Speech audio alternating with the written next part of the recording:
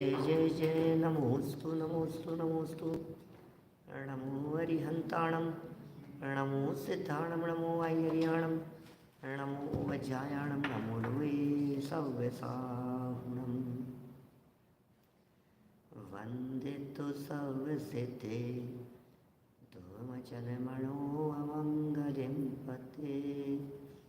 वोचामि समय पाहुड सुध केवली गुणिनम। नमः समय साराय स्वानुभूत्या चकासते चेत स्वभावाय भावाय सर्वभावांतरचिते। जिन स्वानुभूति से गिरी मम स्वानुभूति मधिगिरी।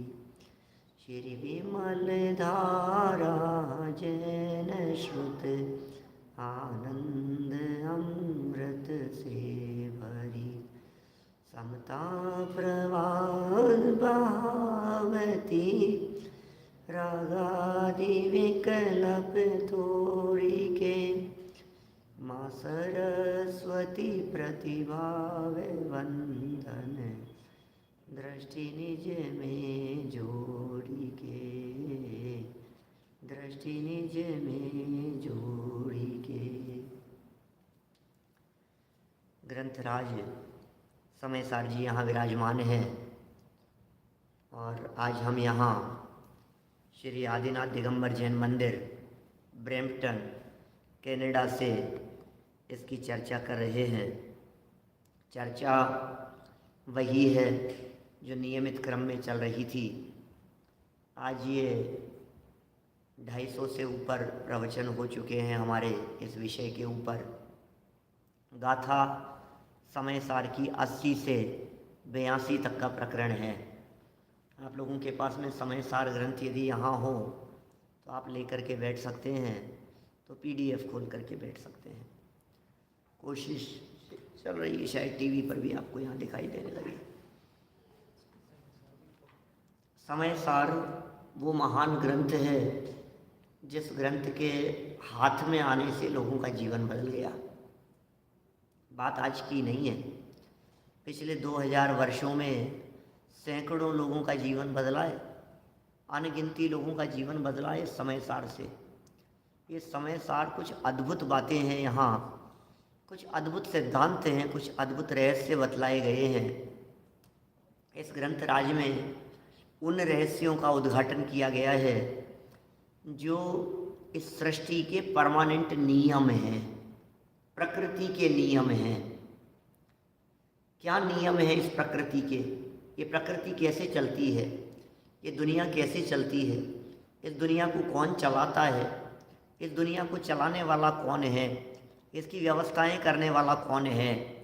हम नहीं करते तो कौन करता है? क्या ईश्वर करता है या कोई कर्म करते हैं? आखिर ये चल कैसे रहा है? कहीं बादल गरजते हैं, कभी बरसते हैं, कभी बिजलियां कड़कती है। आखिर कैसे?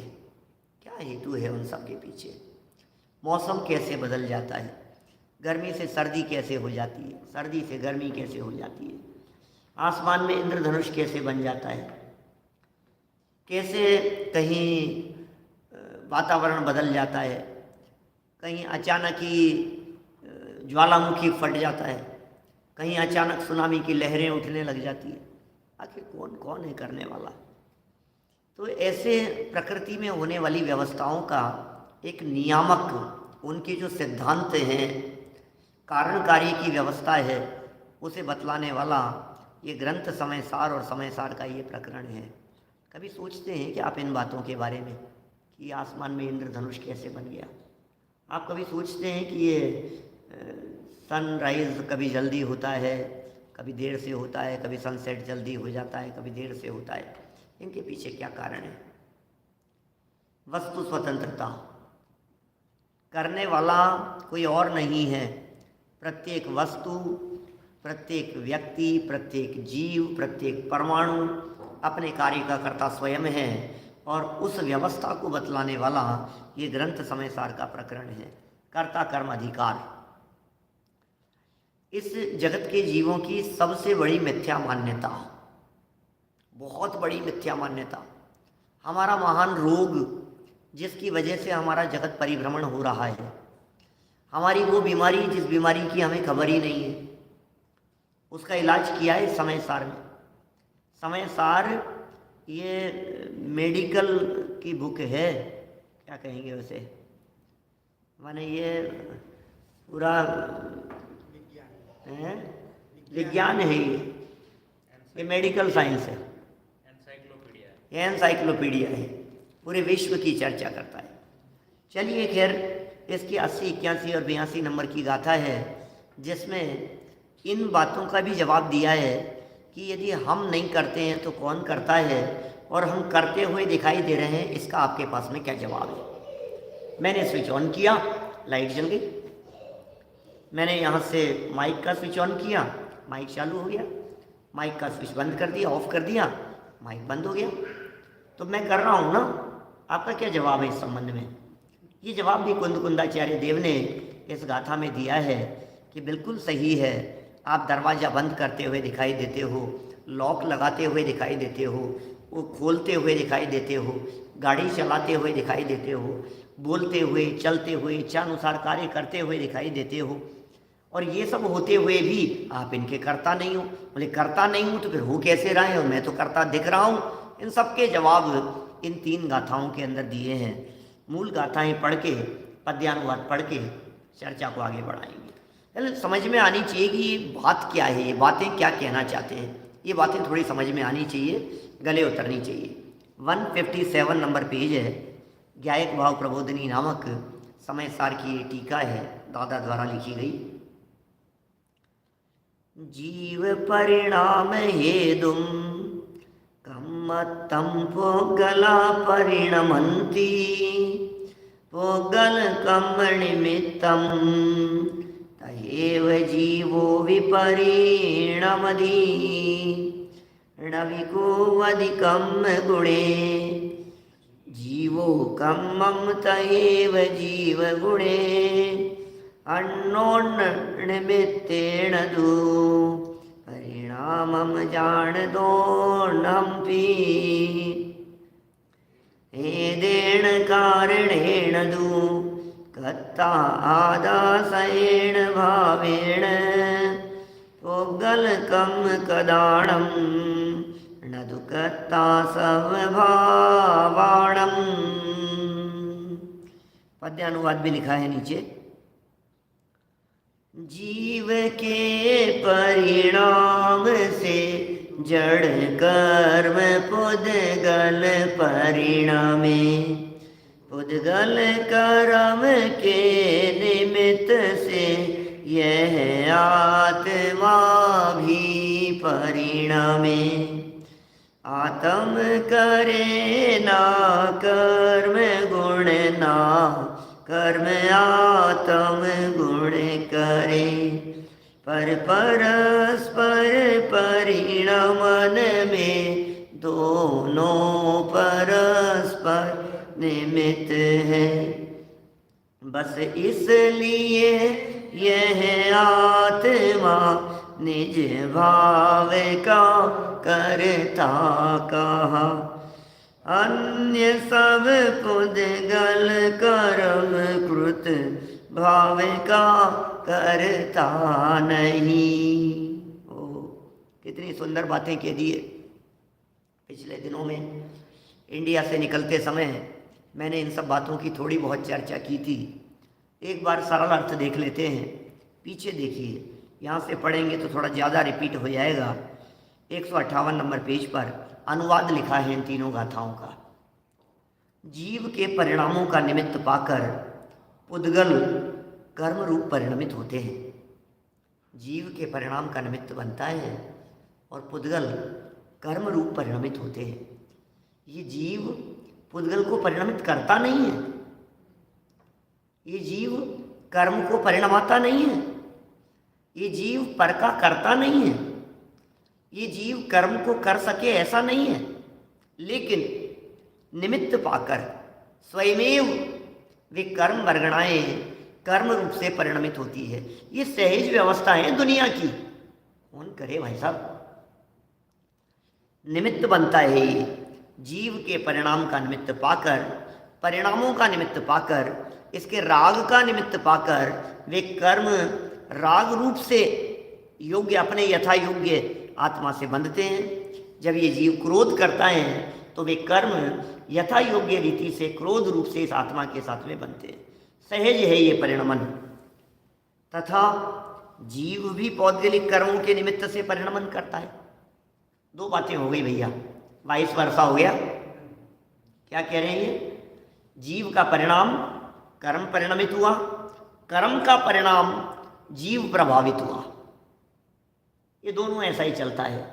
अभी इसमें ऐसा निमित्त नैमित्तिक संबंध है कि इतना होने के बावजूद भी नीचे गाथाओं में लिखा है, यद्यपि जीव कर्म के गुणों को नहीं करता और कर्म जीव के गुणों को नहीं करता, तथापि परस्पर निमित्त से दोनों के परिणाम होते हैं, ऐसा जानो। गजब हो गई भाई साहब व्यवस्था। ये क्या व्यवस्था है कि आप इनको नहीं लाए, ये आपको नहीं लाए, फिर भी आप दोनों साथ साथ में आए। ऐसा हो सकता है कि नहीं? कभी होता है कई बार। अरे कई बार इतना कोइंसिडेंट होता है, रोजाना भी हो सकता है कदाचित, कि जिस समय आप आते हैं उसी समय किसी और की गाड़ी एंटर करती है यहाँ। हो सकता है कि ऐसा। और हम यहाँ बैठे बैठे जब रोजाना देखते हैं कि रोजाना आपको साथ साथ में मंदिर में एंटर करते हुए देखते हैं, तो हमने एक दिन पूछ लिया, आपके भाई भाई है क्या?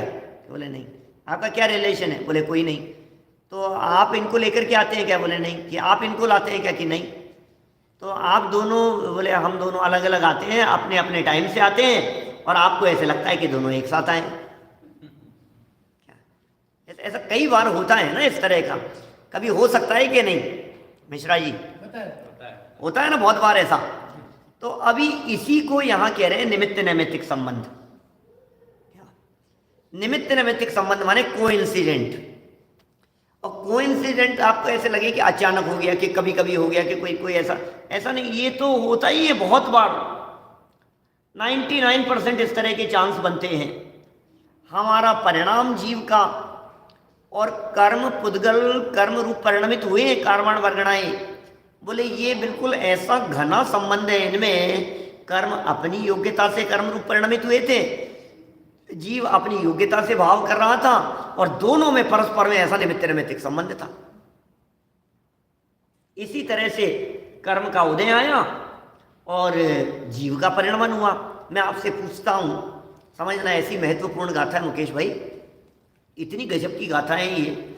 इस महासिद्धांत का प्रतिपादन कर रही है, ऐसे महान सिद्धांत का प्रतिपादन कर रही है ये गाथा कि कर्म आपके ज्ञान को ढकता नहीं है।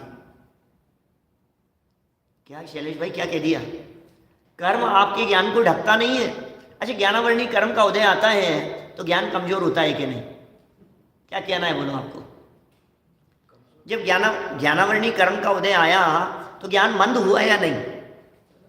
ज्ञानावरणी कर्म के तीव्र उदय में क्षयोपशम कम होता है ना। ज्ञानावरणी कर्म का मंद उदय है तो क्षयोपशम खुल जाता है। तो ऐसा लगता है आपने थोड़ा बहुत, इतना तो कर्णानुयोग थोड़ा बहुत जानते ही हैं सब। बोलो क्या कहना है? ज्ञानावरणी कर्म का उदय जब मंद हुआ तो ज्ञान बढ़ गया, और ज्ञानावरणी कर्म का तीव्र उदय आया बहुत तो बेचारा ज्ञान कम हो जाता है। ऐसा होता है ना। ये बात अपने को लगता है, और अपन लोग सब पढ़ने सुनने वाले समझने वाले लोग हैं, तो अपन बात भी यही कहते हैं, हाँ भाई बात तो ऐसी है, हाँ भाई बात तो ऐसी है। ज्ञानावरणी कर्म का जब तीव्र उदय आता है तो ज्ञान नहीं हो पाता है। हमें तो ऐसा ही लग रहा है, हाँ साहब ज्ञानावरणी कर्म का तीव्र उदय, ज्ञानावरणी कर्म का तीव्र उदय, ज्ञानावरणी कर्म का तीव्र उदय। अरे भाई सुनो, ये क्या कह रही है गाथा कि जब ज्ञानावरणी कर्म का उदय आया उसके निमित्त से जीव का ज्ञान मंद रूप परिणमित हुआ, उसके निमित्त से। लेकिन ज्ञानावरणी कर्म में ये ताकत नहीं है, ज्ञानावरणी कर्म में ये सामर्थ्य नहीं है कि वो ज्ञान को मंद कर सके। ये कह रही है गाथा। जब ज्ञानावरणी कर्म का उदय आता है तो उस काल में ज्ञान अपनी योग्यता से मंद होता है। क्या ख्याल में आ रही है बात? जब ज्ञानावरणी कर्म का उदय आता है उस काल में ज्ञान अपनी योग्यता से मंद होता है, और दूसरे तरफ से कहें तो ज्ञान जब अपनी योग्यता से मंद होता है तो उस समय ज्ञानावरणी कर्म का तीव्र उदय भी बगल में आ रहा होता है। ऐसा है संबंध, कर्ता कर्मपना नहीं है। कर्म ने कर दिया, कर्म ने कर दिया, कर्म ने बिगाड़ दिया। अरे ये गाथाएं कह रही है कर्म तेरा कुछ नहीं बिगाड़ते हैं भाई, दोनों में निमित्त नैमित्तिक संबंध है। इस बात को स्वीकार कर। कुछ समझ में आती है क्या भैया? बातें कुछ आ रही है क्या समझ में? कठिन तो नहीं है बात? क्या नितिन भाई ठीक है? तो आप तो हिंदी हो, बिल्कुल हिंदी भाषी हो, है ना? बिल्कुल कठिन नहीं है बात, समझ में आनी चाहिए, हमारे को कंसेप्ट समझ में आ जाना चाहिए। कर्म भी नहीं कर रहा है, आज तक तो ये समझते रहे। पहले तो दुनिया के लोगों को कर्म सिद्धांत समझना कठिन होता है। क्या मेरे कर्म सिद्धांत पे भी प्रवचन है मेरे, माने कर्म ही समझना कठिन होता है। इनके समझ में नहीं आता है कि कर्म से होगा, इनको लगता है मैं कर रहा हूँ ना। फिर उसको थोड़ा समझाओ, भाई तेरे करने से क्या होता है, जैसा कर्म का उदय होगा वैसा होगा, कर्म के उदय से हो रहा है। अब ये बात समझा रहे हैं कि कर्म कुछ नहीं कर रहा है। जड़ कर में घुमाता है मुझे को यह मिथ्या भ्रांति के सम्यक ज्ञान हुआ मुझको। जड़ कर में घुमाता है मुझे को यह मिथ्या भ्रांति रही मेरी। ओहो, ये मेरी मिथ्या भ्रांति बनी हुई थी कि कर्म मुझे घुमाता है। कर्म की क्या सामर्थ्य है! ये जीव जब स्वयं मंद रूप परिणमन करता है तो कर्म का उदय उसमें निमित्त होता है। ये जीव जब स्वयं विकार रूप परिणमन करता है तो कर्म का उदय निमित्त होता है। ये जीव जब स्वयं विकार रूप परिणमन करता है तो कर्म का उदय निमित्त होता है। ये इस जीव की जब ज्ञान की योग्यता मंद रूप परिणमन करने की होती है तो ज्ञानावरणी कर्म का उदय होता है। ऐसी योग्यता का ज्ञान ये गाथाएं करा रही है। बेचारी कारवाण वर्गणाएं स्वतंत्र विचरण कर रही थी। जब ये जीव अच्छे बुरे खोटे भाव करता है तो वे कारवाण वर्गणाएं अपनी योग्यता से स्वयं कर्म रूप परिणमित होकर के आत्म प्रदेशों के साथ आकर के चिपक जाती है। अपनी ही योग्यता से जीव पुद्गल में कुछ करे या पुद्गल जीव में कुछ करे, ऐसा तीन काल में संभव नहीं है। हमारे बनाने से भोजन नहीं बनता है, हमारे करने से काम नहीं होता, हमारे चलाने से गाड़ी नहीं चलती। ये कैसी अटपटी बातें हैं ये गुरुदेव के शासन में मिली है ये बातें? क्या पेट्रोल से गाड़ी नहीं चलती? कौन कहे ऐसी बातें? ऐसी उटपटांग बातें लगती है। कैसी बात कर रहे हो आप? मैंने ही तो बाइक चलाया है अभी, रौनक भाई, हमने ही तो चलाया है अभी। हाँ गया, हम चलाते नहीं हैं, हम ही तो बिठा करके लाए अभी आपको। हमने ही तो ये किया, हमने ही तो ये किया। पूरे दुनिया में ये कर्तृत्व कर्तृत्व अपने माथे पर सवार है और जिनागम ये कह रहा है कि भाई तू करता नहीं। थोड़ी सी गहराई में जाकर के देखिए, ये जो है ना, गीता में भी ऐसी चर्चा की है। गीता में भी इस तरह की बात कही गई है। प्रकृते क्रियमाणानि गुणः कर्माणि सर्वशः अहंकार विमूढ़ आत्मा कर्ता अहम इति मन्यते। गीता का श्लोक है, वो कह रहे अहंकार विमूढ़ आत्मा कर्ता अहम इति मन्यते। ये जो जगत का प्राणी है अहंकार में ग्रसित होकर के ऐसा मानता है कि मैं करता हूँ, मैं करता हूँ, मैं करता हूँ। ये अहंकार से ग्रसित प्राणी कहता है। वस्तु स्थिति तो यह है कि इस प्राणी की इस जगत में कहीं चलती नहीं है। कहाँ चल रही है भाई साहब? न मौसम में चल रही है, न परिवार में चल रही है, न अपने शरीर पर चल रही है, न शरीर के अंदर चल रही है, न अपने परिणामों पर। कहाँ चल कर रही है हमारी, और ज़बरदस्ती चलाने की हम चेष्टा कर रहे हैं। उसका ज्ञान ये गाथाएं करा रही है। अब देखिए, ये जीव पर का करता तो नहीं है, ये जीव पर भाव का करता तो नहीं है, ये जीव पर के परिणमन का करता तो नहीं है। लेकिन नीचे 83-82 नंबर की गाथा, तीसरी वाली गाथा का अर्थ, इस कारण आत्मा अपने भावों का करता है, परंतु पौद्गलिक कर्मों के द्वारा किए गए समस्त भावों का करता नहीं है। ये आत्मा अपना करता है, ये पुद्गल कर्मों का करता नहीं है। माने मैं किसी भी पौद्गलिक भाव का करता नहीं हो सकता हूँ, किसी भी पुद्गल के परिणमन का कर्ता नहीं हो सकता हूं। मैं बाल नहीं बना सकता ऐसा करके, मैंने बिगाड़ लिए बाल, लो बिगाड़ लिए, ऐसा कर लिया, बिगाड़ लिए ना, अब मैंने बना लिए ना। अरे भाई, न तेरे बनाने से बनते हैं न तेरे बिगाड़ने से बिगड़ते हैं। इसमें कितने बाल इधर रहने हैं, कितने बाल ऊपर होने हैं, कितने बाल नीचे जाने हैं, किसकी चले बताओ? कर लो आप, कैसे करेंगे? कौन से बाल का किधर घूमना है और कौन से बाल का किधर मुड़े रहना है, इसका निर्णय आपका हाथ नहीं कर सकता, इसका निर्णय आपका विकल्प नहीं कर सकता। आपको लगता है कि हम कर लेंगे, कैसे लेंगे बतलाइए तो सही आप। पुद्गल का करता धरता नहीं है। अरे इसमें तो इतना गजब का एक एग्जाम्पल दिया है, नीचे उतर करके मिट्टी से कपड़ा नहीं बनता। मिट्टी कपड़ा बनाने की कर्ता नहीं हो सकती, या कपड़े से मिट्टी का घड़ा नहीं बनता। बन सकता है क्या? आगे चल करके गाथाओं में इन्हीं सब बातों की और घुटाई की है मुकेश भाई। यही सब सोने के आभूषण सोने से बनते हैं, मिट्टी के बर्तन मिट्टी से बनते हैं। कि अरे तुम क्या बात करते हो कि साहब एक घड़ा बनवाना है, कुम्हार से कहा तो बना दोगे कि हाँ बना देंगे। तो क्या बनाओ? नहीं महाराज, ऐसे कैसे बनाएंगे, यहाँ तो मिट्टी नहीं है। क्या बात करता है, मैं इतना बड़ा सेठ मिट्टी की बात करता है, तेरे लिए सोना ला करके देता हूं। महाराज क्या है? मिट्टी का बर्तन सोने से बनेगा क्या? मिट्टी का बर्तन तो मिट्टी से बनेगा। सोने के आभूषण मिट्टी से नहीं बनते और मिट्टी के आभूषण सोने से नहीं बनते। मिट्टी मिट्टी के बर्तनों का करता है और सोना सोने के आभूषणों का करता है। यह महासिद्धांत यहाँ कहा जा रहा है। शरीर का कर्ता शरीर है और आत्मा अपने आत्मा के परिणामों का करता है। दोनों एक दूसरे के कर्ता नहीं होते, कोई किसी का कर्ता नहीं है। देखिए टीका में कुछ बातें कही है, 158 नंबर पेज है, ज्ञायक भाव प्रबोधनी, ये टीका है समय सार की। 158 नंबर पेज पर आचार्य अमृतचंद्र इन गाथाओं का भाव इस प्रकार स्पष्ट करते हैं। क्या कह रहे हैं अमृतचंद्र आचार्य देव? सुनो। जीव के परिणामों को निमित्त करके पुद्गल कर्म रूप परिणमित होते हैं।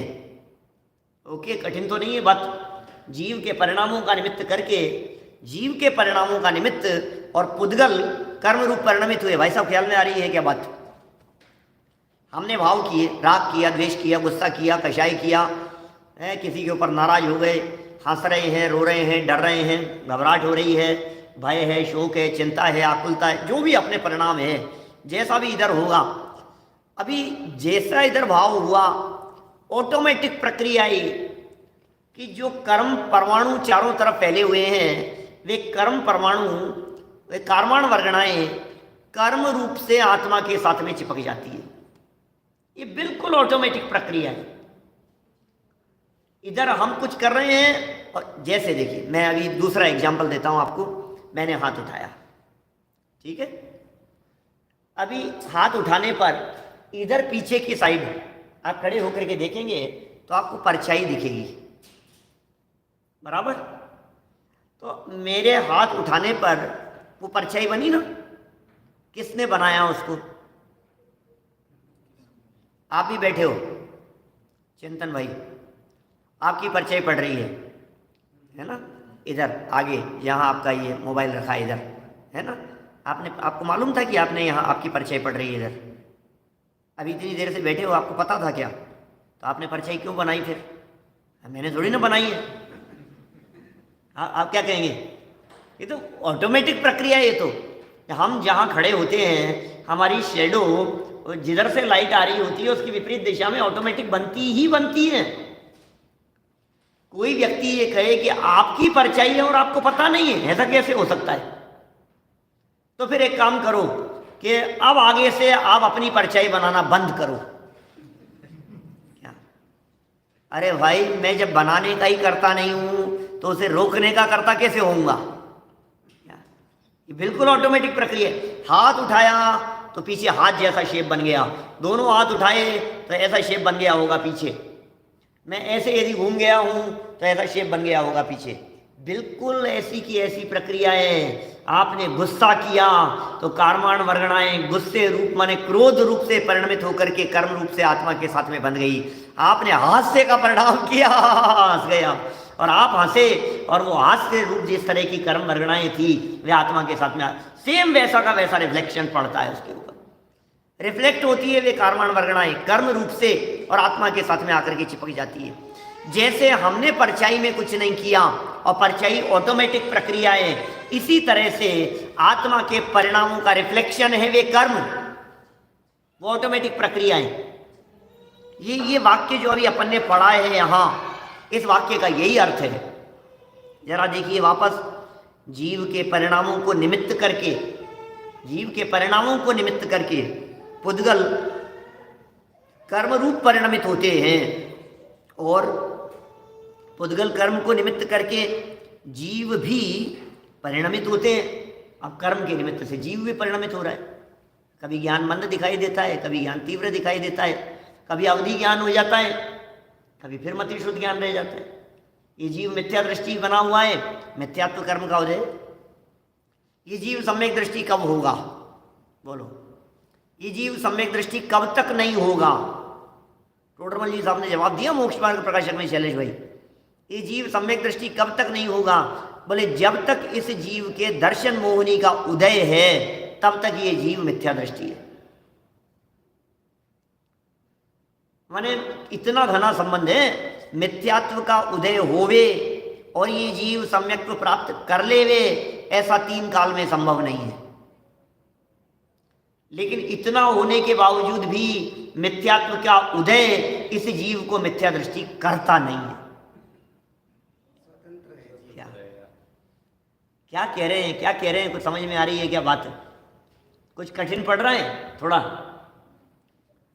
मिथ्यात्व कर्म का उदय आया तो ये जीव मिथ्या दृष्टि हुआ, ठीक है, लेकिन मिथ्यात्व कर्म के उदय ने इस जीव को मिथ्या दृष्टि किया नहीं है। ये जीव स्वयं मिथ्यात्व रूप परिणमन करता है, उस समय नियम से मिथ्यात्व कर्म का उदय होता है। ये कुछ व्यवस्था है जगत की। देखो थोड़ा सरल होगा अभी और उसको स्पष्ट करते हैं। दोनों वाइस वर्षा हो गई हैं। जीव के परिणामों को निमित्त करके पुद्गल कर्म रूप परिणमित होते हैं, और पुद्गल कर्म को निमित्त करके जीव भी परिणमित होते हैं। इस प्रकार जीव के परिणाम के और पुद्गल के परिणाम के परस्पर हेतुत्व का उल्लेख होने पर भी, माने परस्पर में एक दूसरे के हेतु हैं, इसके उल्लेख हैं। कैसे उल्लेख हैं? गैस के ऊपर दूध रखा तो दूध उबलने लगा, गैस के ऊपर पानी रखा तो पानी गर्म हो गया। परस्पर निमित्त है इस तरह के, ऐसे उल्लेख हैं। पूरा मेडिकल साइंस ये कह रहा है आप ये गोली लेंगे तो आपका सर दर्द ठीक हो जाएगा, आप ये गोली लेंगे तो आपका पेट ठीक हो जाएगा, एक गोली आप लेंगे तो आपके दस्त बंद हो जाएंगे, दूसरी गोली लेंगे तो आपके दस्त लगना चालू हो जाएंगे। ये क्या कह रहे हैं? एक से पेट दर्द ठीक होता है, एक से वोमिटिंग ठीक होती है, आप डाइजीन ले लो, आप ये ले लो, आप वो, पता नहीं दुनिया भर की चीज़ें। तो ये क्या है ये? और होता भी है ऐसा? ऐसा क्या? ऐसा नहीं है कि नहीं होता हो। हमने सर दर्द की गोली ली तो सर दर्द दूर होगा ही होगा। अभी आपका सुबह प्रश्न किया था ना आप लोगों में से किसी ने दर्शनावरणी कर्म के बारे में। किसका प्रश्न था? कल्पेश भाई का। माने वो दर्शनावरणी कर्म का उदय, दर्शनावरणी कर्म के उदय को छोड़ो, आप नींद की गोली खाओ। क्या आप बोले दर्शनावरणी कर्म के उदय को आना ही पड़ेगा? क्या करेगा वो? मैंने जब नींद की गोली व्यक्ति खाएगा तो फिर वो दर्शनावरणी कर्म का उदय नहीं आएगा क्या? निद्रा दर्शनावरणी कर्म का उदय आएगा ही उसको। तो फिर ये दर्शन कर्म के उदय को भी ले आती है ऐसी गोलियां। गोली खाई और कर्म का उदय, गोली खाई और कर्म का उदय भाग जाएगा, ऐसा भी होता है? क्या बतलाएं, इतना घना संबंध है। काम जब होने की योग्यता होती है तब ऐसा होता ही होता है। माने वो ऐसा ही निमित्त है। माने मैं ऐसा कह सकता हूं, जब दुर्घटना होने का काल आता है तो ड्राइवर को झपकी आती है, ऐसा होता ही है। आंख के सामने एकदम मच्छर आ जाएगा, एकदम बहुत तेज स्पीड से चल रहा था, सामने से गाड़ियां आ रही थी, 100, 120, 130, 40 की स्पीड पे चल रहा था और एकदम छींक आ गई। और क्या हुआ ये? जब एक्सीडेंट होने का काल होगा तो ऐसा अवसर आएगा ही आएगा। अरे दर्शनावर्णी कर्म का उदय आने का योग होगा तो आप नींद की गोली खाएंगे ही, और दर्शनावर्णी कर्म का उदय नहीं आने का योग होगा तो आप नींद की गोली खाना भी भूल जाएंगे। ऐसा संबंध है बहुत घना। जब दर्शनावर्णी कर्म का उदय नहीं आने की योग्यता होगी तब आप नींद की गोली साथ में रख करके लाना भूल गए, कि रह गई, कि शॉप बंद हो गई, कि नहीं ला सके, ऐसा होगा। अब ये बारीक बातें हैं ये, माने एक चीज आपको दिमाग में सेट करके रखनी पड़ेगी कि दुनिया में जो कार्य होते हुए दिखाई दे रहे हैं या जिन कार्यों के कर्ता हम बनते हुए दिखाई दे रहे हैं उनमें परस्पर में निमित्त नैमित्तिक संबंध है। ये बात हमारे दिमाग में सेट होनी चाहिए। देखिए क्या लिख रहे हैं यहाँ, परस्पर हेतु का उल्लेख होने पर भी, कहाँ है ये उल्लेख? चरणानुयोग में, कर्णानुयोग में, द्रव्यानुयोग में, सब जगह पर निमित्तपन की चर्चा, परस्पर हेतुपन का उल्लेख होने पर भी, ऐसा होने पर भी जीव और पुद्गल में परस्पर व्याप्य व्यापक भाव का अभाव है। एक दूसरे में हेतु हैं, दिख रहे हैं हमारे को, एक दूसरे में निमित्त बनते हुए दिखाई दे रहे हैं, सब काम करते हुए दिखाई दे रहे हैं। हमने सब्जी बनाई है, हमने डोसे बनाए हैं, हमने इडली बनाई है, हम सब ये काम करते हुए दिख रहे हैं, लेकिन व्याप्य व्यापकपन का अभाव है। हम कोई इडली में थोड़े ना घुस गए बनाने वाले। मैं कभी कभी कहता भी है ये, मैं क्या उसमें घुस जाऊं क्या? कभी ऐसी भाषा कहता है ना, कर क्यों नहीं रहे हो, कर क्यों नहीं रहे हो? तो मैं क्या मोबाइल में घुस जाऊं क्या? कर तो रहा हूं, नहीं हो रहा है तो मैं क्या करूं? ऐसी भाषा का प्रयोग करता है। इसका मतलब ये है कि जब काम होता है तो वो उसी में होता है, हम मोबाइल में घुस नहीं सकते। इसलिए मोबाइल यदि हैंग हो गया है तो मैं क्या करूं? मैं क्या करूं बताओ? कई बार ऐसा फेस करते हैं कि नहीं हो गया तो हो गया, कुछ भी नहीं हो रहा है कि स्विच ऑफ कर दो, कि स्विच ऑफ भी नहीं हो रहा है, ये भी काम नहीं हो रहा है। अब ये अटक गया तो अटक ही गया, ये तो क्या कर ही नहीं रहे हो, इतनी देर हो गया कर, अरे मैं क्या करूं, मैं क्या घुसूंगा क्या इसमें? नहीं हो रहा है तो क्या करूं? आप बोलते हो ऐसा कभी? जब कभी आप आक्रोश में आते हो, जब कभी आप तेजी में आते हो तो इस तरह की बात कहते हो। इसका मतलब कहीं ना कहीं आपके मुख से वो स्वभावभूत बात निकल रही है कि मैं यदि इसमें घुस सकता होता तो शायद कुछ कर देता। घड़े मतलब मोबाइल का कर्ता मोबाइल ही है, मोबाइल चलाने वाले हम नहीं है, हम नहीं चला सकते मोबाइल को। अभी तो हमें मोबाइल चला रहा है। हम क्या मोबाइल को चलाएंगे? मोबाइल नहीं चला रहा है क्या हमारे को? हाँ, जीपीएस का जमाना है, बिना मोबाइल के तो चलते ही नहीं, मोबाइल चला रहा है। अरे नहीं, हमारे उपयोग को मोबाइल चला रहा है, हमारे उपयोग को मोबाइल खा रहा है। ये परस्पर निमित्त की चर्चाएं यहाँ की गई है। ये कह रहे हैं व्याप्य व्यापक भाव का अभाव है, इसलिए जीव को पुद्गल परिणामों के साथ और पुद्गल कर्म को जीव परिणामों के साथ, दोनों बातें, पुद्गल परिणामों को जीव के साथ और जीव को पुद्गल परिणामों के साथ कर्ता कर्मपनि की असिद्धि है। कर्ता कर्मपनि की असिद्धि है। जीव पुद्गल के साथ में कर्ता नहीं हो सकता। कुम्हार घड़ा नहीं बनाता है, सीधी सी बात है, कुम्हार ने घड़ा नहीं बनाया है, ये बताना चाह रहे हैं आचार्य देव। आचार्य देव ये कहना चाह रहे हैं, ज्ञान अंकल आचार्य देव ये कहना चाह रहे हैं दर्जी कपड़े नहीं सिलता है। आचार्य देव ये बतलाना चाह रहे हैं कि कारपेंटर फर्नीचर नहीं बनाता है, इलेक्ट्रीशियन आपके बिजली के काम नहीं करता है। आचार्य देव ये कह रहे हैं कि ड्राइवर गाड़ी नहीं चलाता है। आचार्य देव ये कह रहे हैं आपके भाई वो रोटी नहीं बनाती है। आचार्य देव ये कह रहे हैं कि मैंने शास्त्र नहीं लिखे हैं। ये कह रहे हैं कर्ता कर्मपन की असिद्धि है।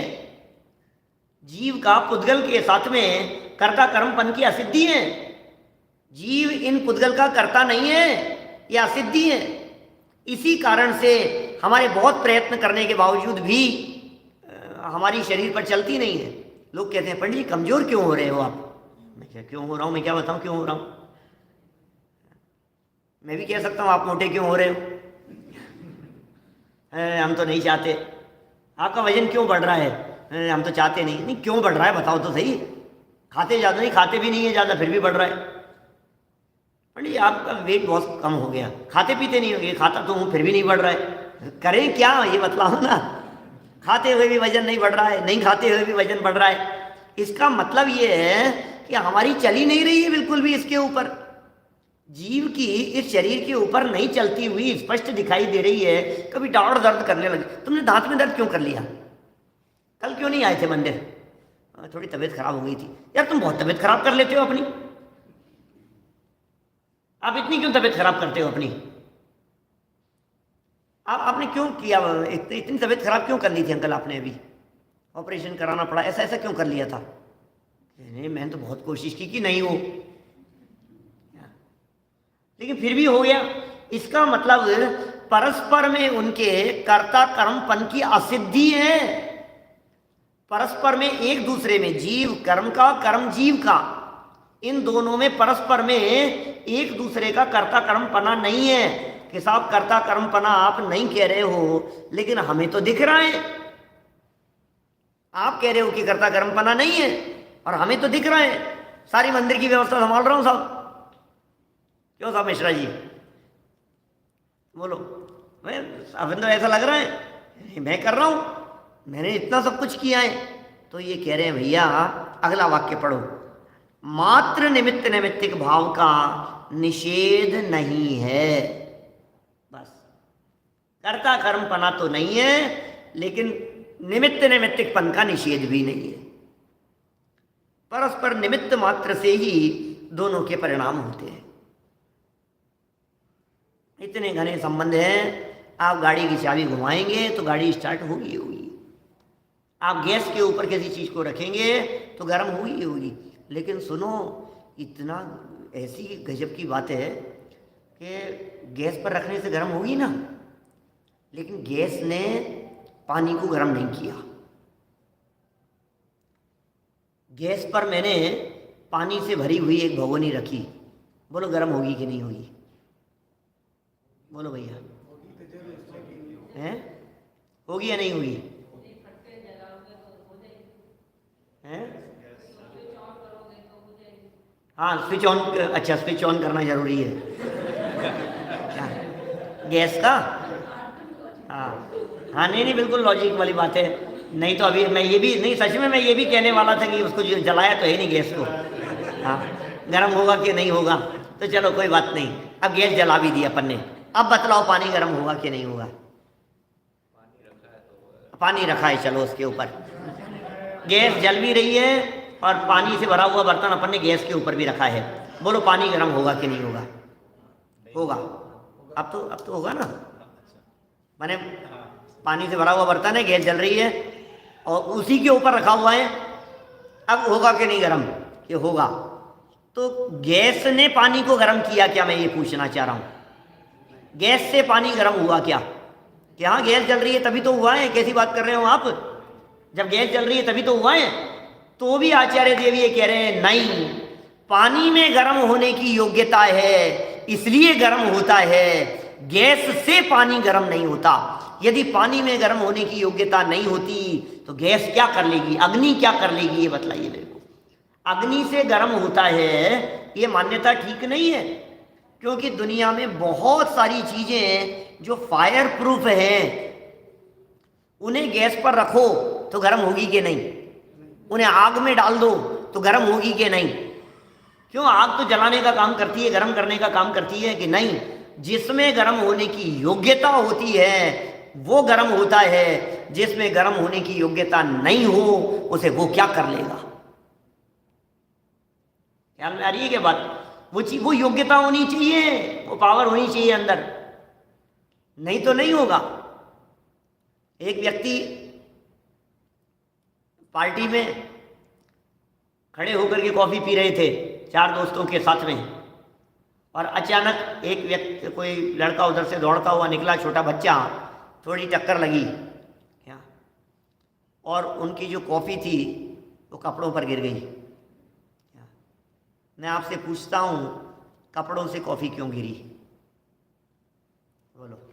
कपड़ों के ऊपर कॉफी क्यों गिरी? बोलो क्या कहना है? बच्चे की टक्कर लग गई इसलिए गिरी है? और कोई जवाब नहीं? सही बात तो ये है, उसके कप में कॉफी थी इसलिए कॉफी गिरी। यदि वो उसका कप खत्म हो चुका होता तो बच्चा कितनी भी टक्कर लगाता कॉफी नहीं गिर सकती थी। यदि उसके प्याले में पानी होता तो फिर कॉफी नहीं गिरती। वो कॉफी क्यों गिरी है? क्योंकि कॉफी थी। इसका मतलब समझने की चेष्टा कीजिए। किसी व्यक्ति के गाली देने पर, किसी व्यक्ति के अपशब्द कहने पर, किसी व्यक्ति के बुरा भला कहने पर आपने रिएक्ट किया, गुस्सा किया, नाराज हो गए आप, क्यों? अंदर में क्या था? आप समझ रहे हैं? जिसमें जो चीज होगी वही चीज बाहर आएगी ना। टक्कर लगना कारण नहीं है, कारण है उसके अंदर क्या था। ये बात यहां कहना चाह रहे हैं आचार्य देव कि आप किसको कारण मान करके उसमें होने की योग्यता है, कॉफी में गिरने की योग्यता है। तो किसी व्यक्ति के करने से नहीं हो रहा है कुछ भी। इसके टक्कर मारने से कॉफी नहीं गिर सकती है कि साहब मैंने तो उनको भी टक्कर लगाता हुआ आया था, वो तो नाराज नहीं हुए, उनके ऊपर तो कॉफी नहीं गिरी, तुम्हारे ऊपर ही क्यों गिरी? कि उनकी कॉफी खत्म हो चुकी थी, मेरी कॉफी थी अभी प्याले में। इसका मतलब जो भी काम हो रहा है वो काम योग्यता से होता है। माने उस कार्य का होना निमित्ताधीन नहीं है। वो लड़का दौड़ता हुआ 3 लोगों को टक्कर लगाता हुआ निकला, बराबर। किसी के ऊपर चाय गिरी, किसी के ऊपर कॉफी गिरी, किसी के ऊपर कुछ नहीं गिरा। ऐसा क्यों? जहां चाय थी वहां चाय गिरेगी, जहां कॉफी थी वहां कॉफी गिरेगी, जिसके हाथ में खाली कप था वहां कुछ भी नहीं गिरेगा। ऐसा ही है ना। इसका मतलब जहां जैसी, इसका मतलब बच्चे का टक्कर लगाना ये कारण नहीं है। काम तो योग्यता से होता है, वही तो निमित्त है। और निमित्त तो तीनों जगह पर एक जैसा है। वही बच्चा है और वही टक्कर लगाई है, तीनों जगह पर निमित्त तो एक जैसा दिखाई दे रहा है। अब काम अलग अलग क्यों हुआ? क्योंकि योग्यता अलग अलग थी। देखिए ऐसा कहते हैं शास्त्र, ऐसे उदाहरण आपने सुने होंगे, कदाचित सुने हों। बरसात के समय में आसमान से पानी की बूंदें गिर रही है, बराबर। अब वो पानी की बूंद यदि आम के पेड़ में जाती है तो वो मिठास रूप बदल जाती है। वही पानी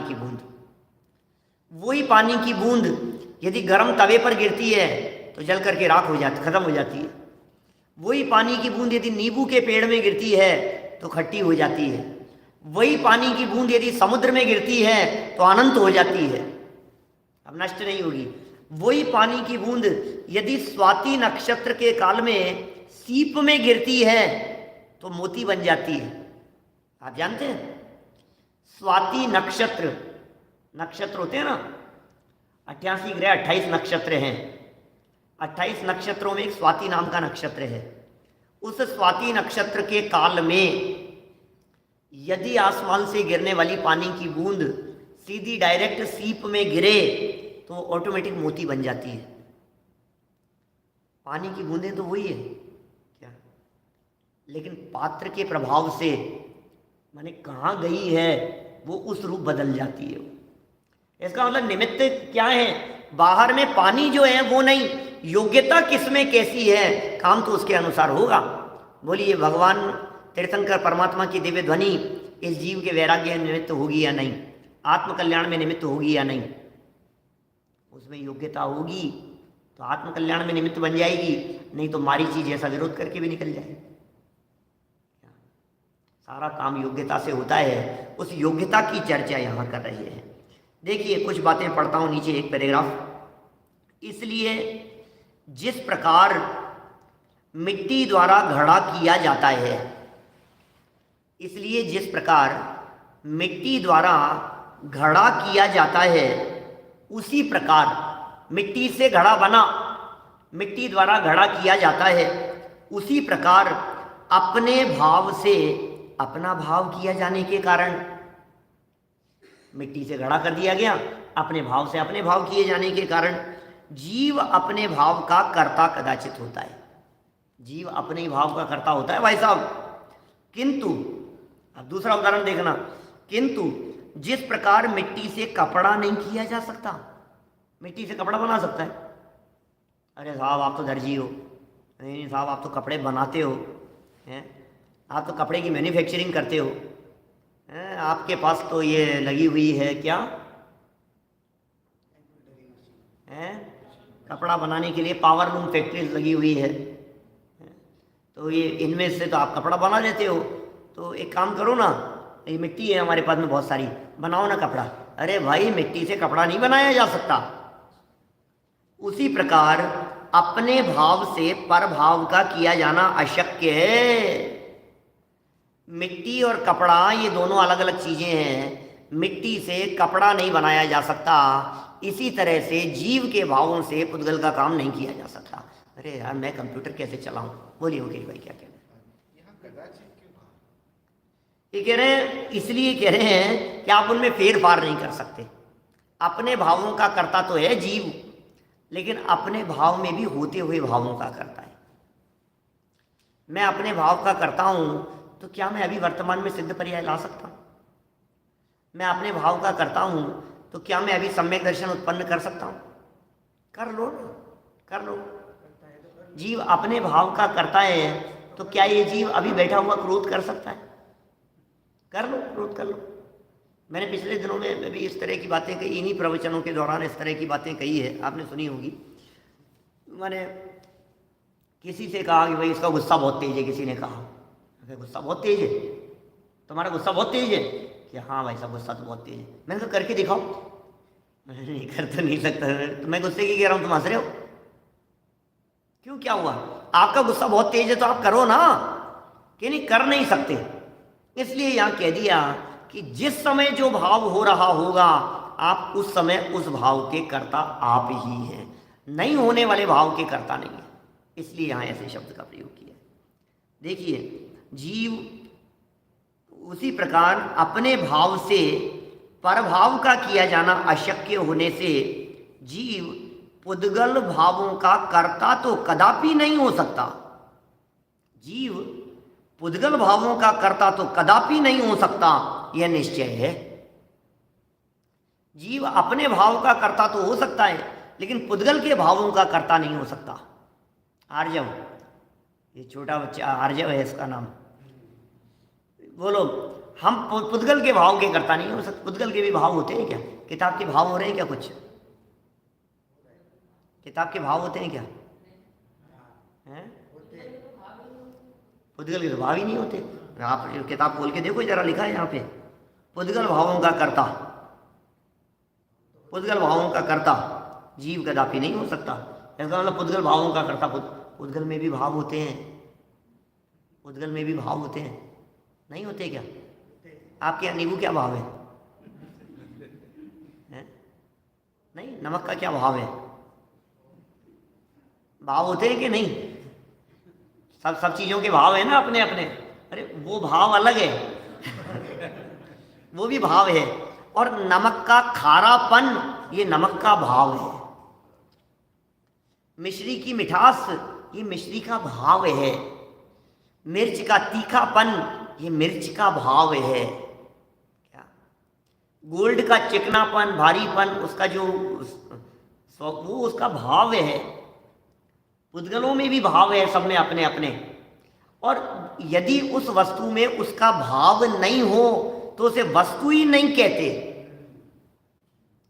आप लोग इस तरह के प्रयोग करते हैं कभी कि सब्जी है थोड़ा नींबू डालना, नींबू डाला खट्टा ही नहीं हुआ, ये क्या हुआ?